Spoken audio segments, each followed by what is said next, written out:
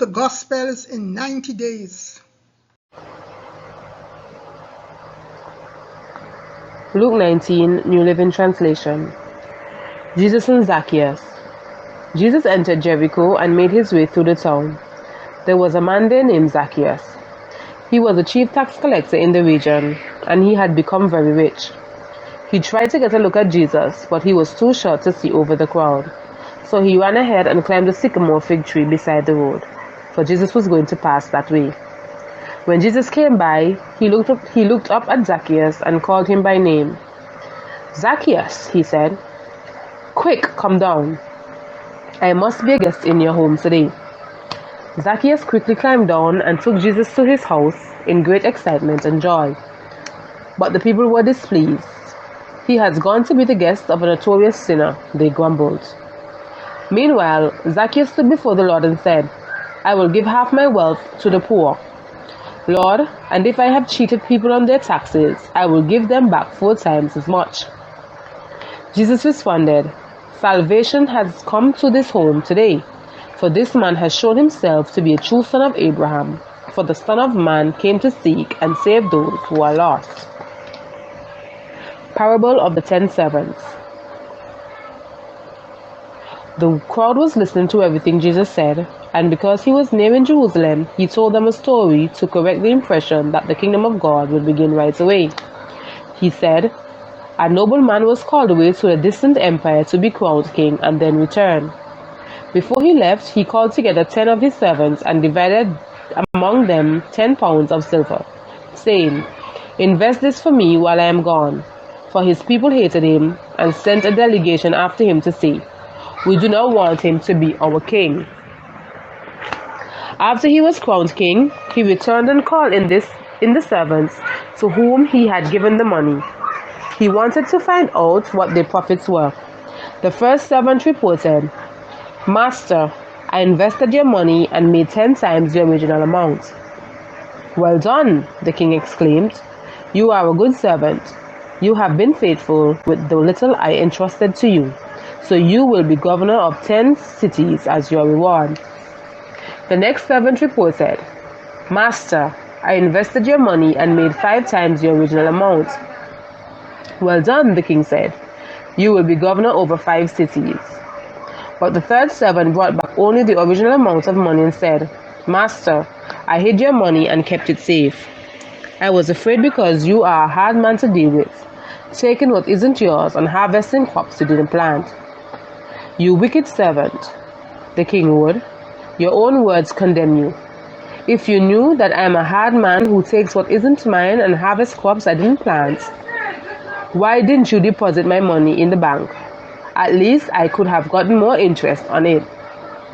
Then, turning to the others standing nearby, the king ordered, 'Take the money from this servant and give it to the one who has 10 pounds. "'But, Master,' they said, 'he already has 10 pounds. "'Yes,' the king replied, 'and to those who use well what they are given, even more will be given. But from those who do nothing, even what little they have will be taken away.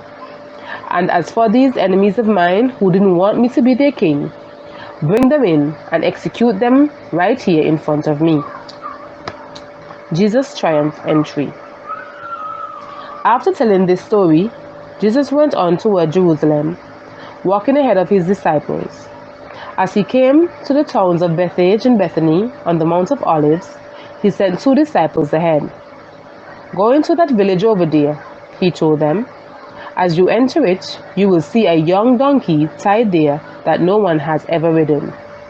Untie it and bring it here. If anyone asks, 'Why are you untying that colt?' just say, 'The Lord needs it.'"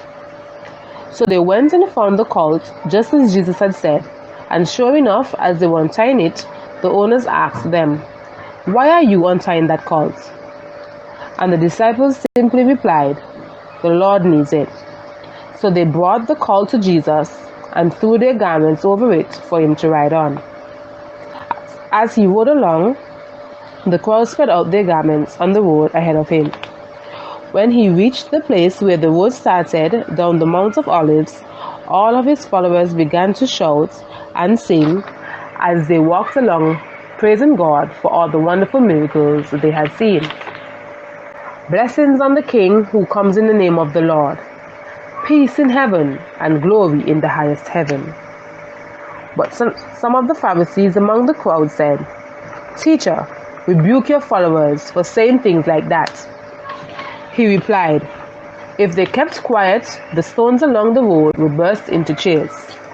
Jesus weeps over Jerusalem. But as he came closer to Jerusalem and saw the city ahead, he began to weep. How I wish today that you of all people would understand the way to peace. But now it is too late, and peace is hidden from your eyes. Before long your enemies will build ramparts against your walls and encircle you and close in on you from every side. They will crush you into the ground and your children with you. Your enemies will not leave a single stone in place because you did not recognize it when God visited you. Jesus clears the temple. When Jesus entered the temple and began to drive out the people selling animals for sacrifices, he said to them, The scriptures declare, My temple will be a house of prayer, but you have turned it into a den of thieves. After that, he taught daily in the temple, but the leading priests, the teachers of religious law, and the other leaders of the people began planning how to kill him. But they could think of nothing because all the people hung on every word he said.